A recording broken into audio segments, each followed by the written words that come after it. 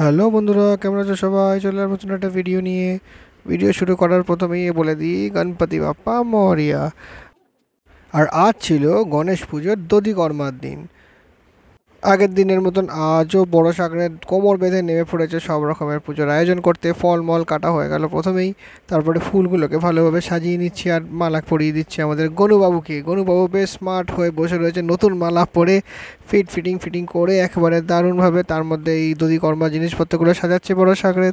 প্রথমে ঢেলে ফেললো খই, তারপর দেবে মুড়কি আর চিড়ে আর দই ফই, যেগুলো সেগুলো দেয়, তোমরা তো সবাই জানো।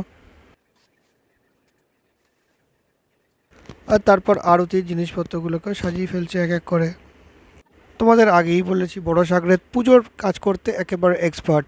সব রকমের রীতি নিয়ম সব খুব ভালোভাবেই জানে, তাই নিজের মতন করে সে খুব সুন্দরভাবে গুছিয়ে নিচ্ছে এক একটা করে।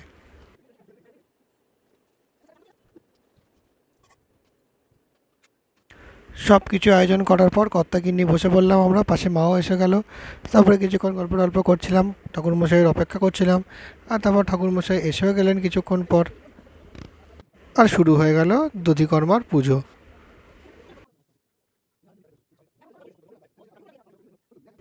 আর ঠাকুরমশাই তো এসেই বললেন আয়োজন খুবই সুন্দর হয়েছে, কোনো অসুবিধা হচ্ছিল না, এমন সুন্দর জোগাড় হয়েছে। আর বড় সাকরাত এখানে শাক বাজাচ্ছিল, আর আমার যথারীতি ডিউটি পড়েছিল কাঁসর ঘন্টা বাজানোর জন্য।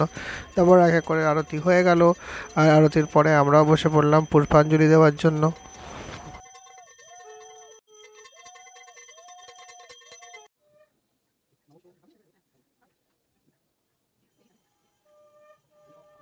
আর পুষ্পাঞ্জলির পর আমিও শ্রীফলটাকে ফাটিয়ে ফেললাম দরজার সামনে। আর তারপর শুরু হলো প্রসাদ বানানো, দধিকর্মাটাকে মাখা, সেটাকে ডিস্ট্রিবিউট করা। বড় সাকরেতকে বললাম এবার তুমি হাট যাও, আমি নামবো মাঠে।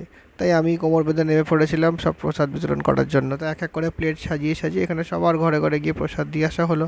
তো এই ছিল আজকের ভিডিও। কেমন লাগলো আমাদের ভিডিওগুলো জানিও। আমাদেরকে চ্যানেলটাকে লাইক শেয়ার ফলো করে দিও অনেক অনেক করে। দেখা হবে পরে কোনো ভিডিওতে। এখনের জন্য টাটা।